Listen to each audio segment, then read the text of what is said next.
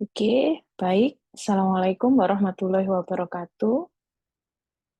Kali ini saya akan menyampaikan salah satu topik di dalam kajian psikologi klinis, yaitu penelitian dalam psikologi klinis. Topik ini, teman-teman, sebenarnya menjadi salah satu bagian dari ruang lingkup psikologi klinis, juga akan menjadi dasar atau rujukan untuk proyek yang akan teman-teman lakukan pada tahapan berikutnya. Oke. Nah, sebelum saya lanjutkan, ada dua hal atau dua konsep yang kita pelajari di dalam topik penelitian di psikologi klinis ini. Yang pertama, definisi dari konsep penelitian dasar di bidang psikologi klinis. Yang kedua adalah treatment atau perawatan psikologis. Ya, kalau penelitian dasar itu didefinisikan sebagai semua jenis penelitian psikologis yang menyelidiki proses yang terlibat dalam pengembangan dan atau pemeliharaan psikopatologi di semua tingkat, baik itu biologis, kognitif, dan perilaku. Pada materi ini, teman-teman tidak akan menemukan jenis-jenis penelitian apa saja yang ada di dalam psikologi klinis, tetapi ini menjadi pemahaman awal akan apa yang akan teman-teman pelajari. Yang kedua, itu ada treatment, diartikan sebagai intervensi apapun yang telah dikembangkan untuk mengobati gangguan mental yang didasarkan pada teori psikologis dan menggunakan metode psikologis untuk memodifikasi perilaku, kognisi, emosi, dan atau karakteristik pribadi individu. Ini secara sederhana atau mungkin sudah cukup kompleks, ya pernah kita bahas di materi sebelumnya. Tapi pada dasarnya di sini kita mengaitkan antara penelitian dengan treatment atau intervensi yang kerap digunakan di dalam psikologi klinis karena kedua konsep ini saling berkaitan satu sama lain. Seperti apa? Nah, ada yang dikenal sebagai evidence-based practice atau praktik berdasarkan dari bukti-bukti yang sudah ada. Intinya ketika kita menerapkan sebuah intervensi, teman-teman, maka intervensi yang kita lakukan itu memang didasarkan pada bukti-bukti yang sudah ada sebelumnya, dan memang bukti-bukti itu menunjukkan bahwa jenis intervensi yang kita gunakan itu memang memiliki efikasi atau memiliki kemanjuran terhadap gangguan yang akan kita intervensi tersebut. Jika didefinisikan, evidence-based practice itu sebuah keputusan klinis ya, kerangka kerja yang menunjukkan bagaimana sebuah keputusan klinis itu kita lakukan. Nah, ini didapatkan dari integrasi antara informasi atau bukti yang kita peroleh dari penelitian kuantitatif dan kualitatif, ditambah dengan clinical expertise atau keahlian dari clinician itu sendiri atau psikolog itu sendiri, ditambah dengan uh, sudut pandang klien, ekspektasi klien, kemudian preferensi atau bagaimana ingin mendapatkan perlakuan, sehingga ketiga hal tersebut, bukti yang sudah ada dari penelitian, kemudian kemampuan dari klinisi, dan bagaimana preferensi dari klien, itu akan menentukan bagaimana praktik berbasis evidence itu dilakukan. Nah, berdasarkan rujukan, ada 5 langkah dari praktik berbasis bukti atau evidence. Yang pertama, ketika kita ingin mengetahui apakah intervensi yang akan kita lakukan terhadap sebuah psikopatologi itu memang bisa diterapkan atau tidak, itu kita mulai dengan mengajukan pertanyaan. Nah, mengajukan pertanyaan ini sebenarnya untuk memudahkan kita di dalam pencarian literatur nantinya, intervensi apa yang kita butuhkan untuk hasil seperti apa, pada siapa, yang itu nanti kita bandingkan dengan apa. Nah, di dalam menentukan pertanyaan penelitian ini, pertanyaan klinis ini itu ada formulasinya, teman-teman. Tidak sembarangan gitu ya.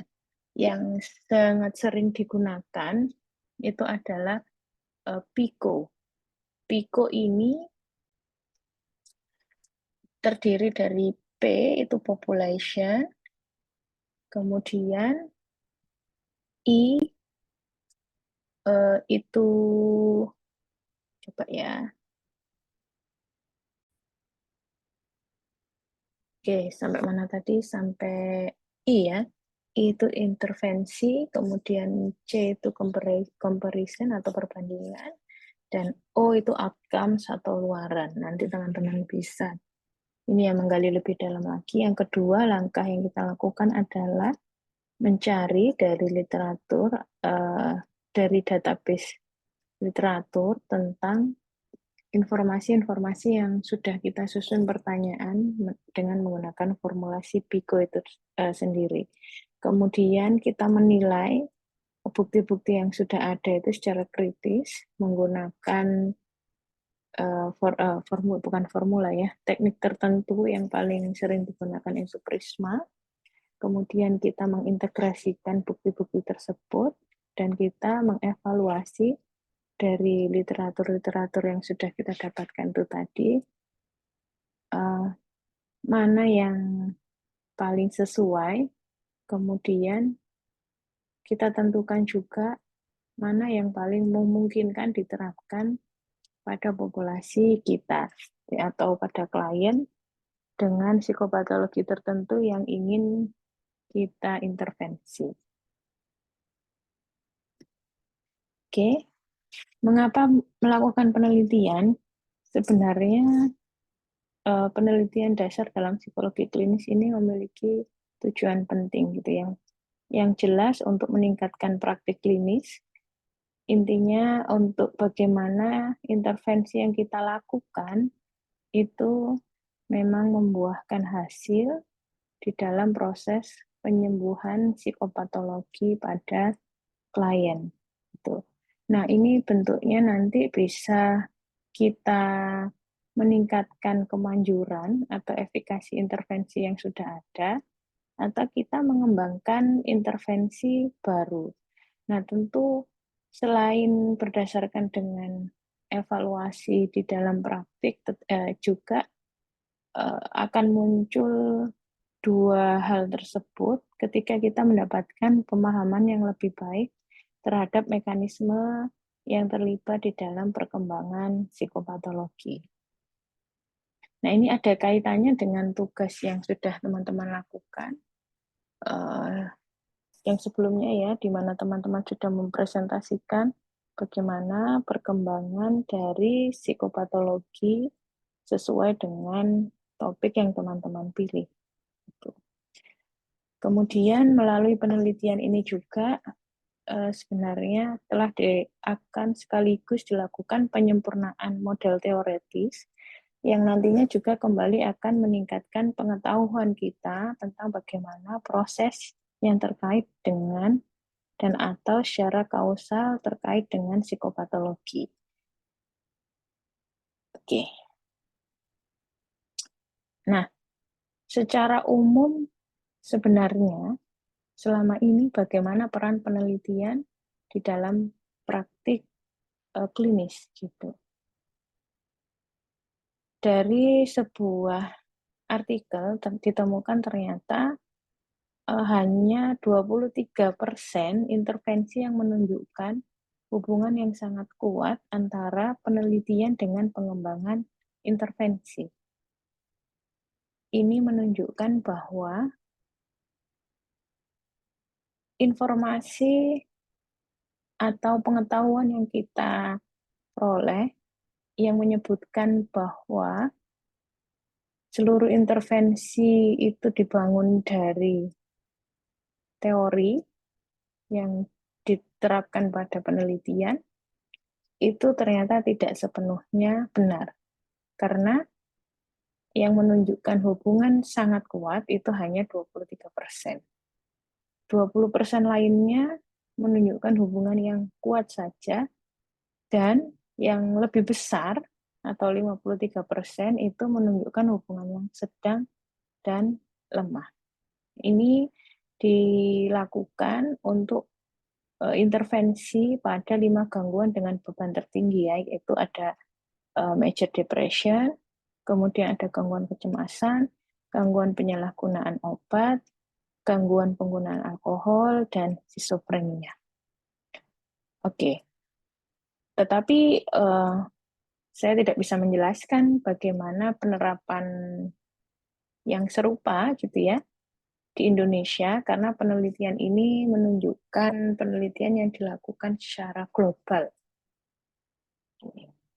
Nah, kemudian sebenarnya apakah ada kerangka kerja yang menunjukkan langkah-langkah pemanfaatan hasil penelitian terhadap praktik klinis? Di salah satu artikel atau artikel yang sama, itu ada sebuah kerangka kerja yang dinamakan translational research tentang bagaimana sebuah tata laksana untuk intervensi terhadap psikopatologi itu dikembangkan. Dari gambar yang teman-teman lihat saat ini, ada 6 langkah yang itu menunjukkan langkah-langkah urutan bagaimana sebuah tata laksana atau prosedur intervensi itu dibangun dari penelitian. Penjelasannya,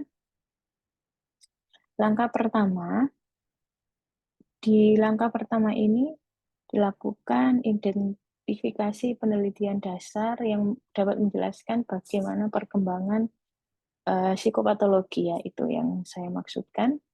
Ya, artinya pada tahap ini kita mencari tahu bagaimana psikopatologi itu bisa berkembang. Nah, ini kembali sama seperti yang teman-teman pelajari pada proyek yang sebelum ini.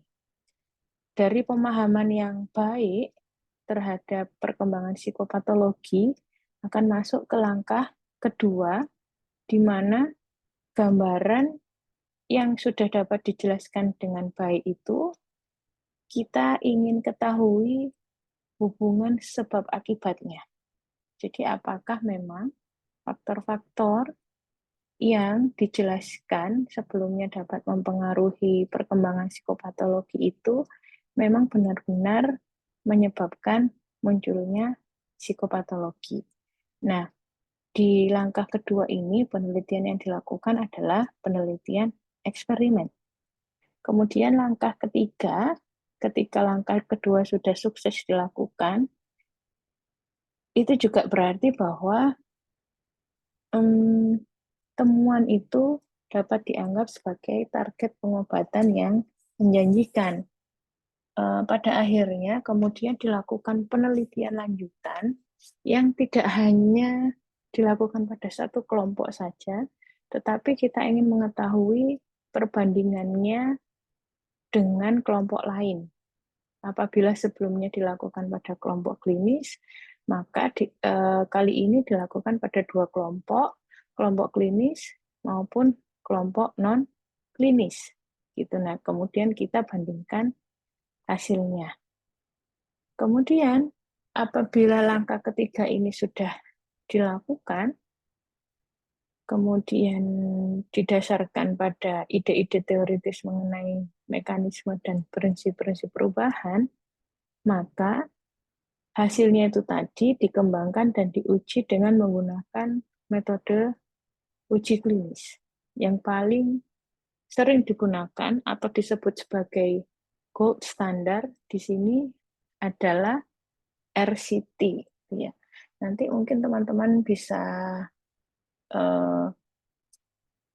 mencari tahu yang namanya RCT atau Randomized Control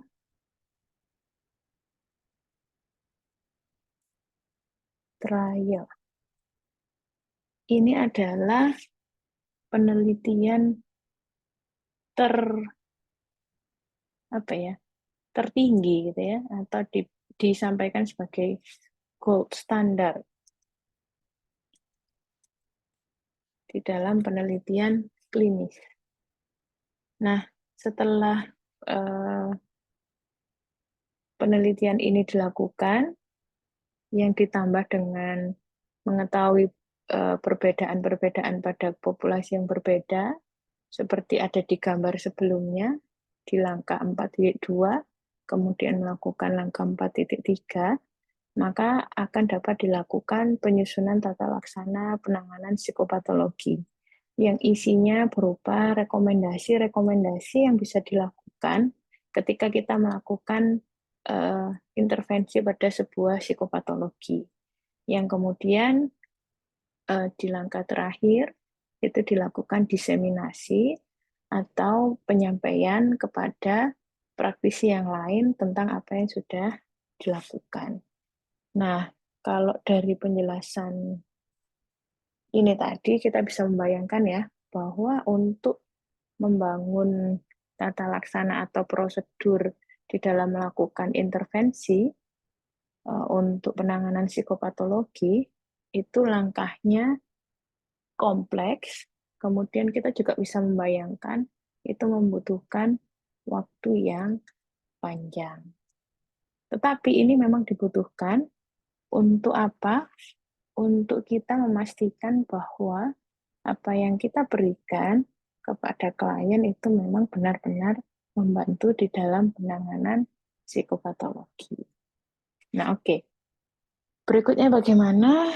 Berikutnya nanti kita akan belajar untuk memahami bagaimana proses perkembangan psikopatologi itu berdasarkan penelitian-penelitian dasar, atau dengan kata lain kita akan mencoba pada proyek berikutnya melakukan kajian literatur untuk memahami bagaimana langkah 1 dari 6 ya, 6 langkah yang ada di dalam kerangka kerja Translational Research in Clinical Psychology. Gitu, ini adalah referensinya. Sekian dari saya. Terima kasih teman-teman. Wassalamualaikum warahmatullahi wabarakatuh.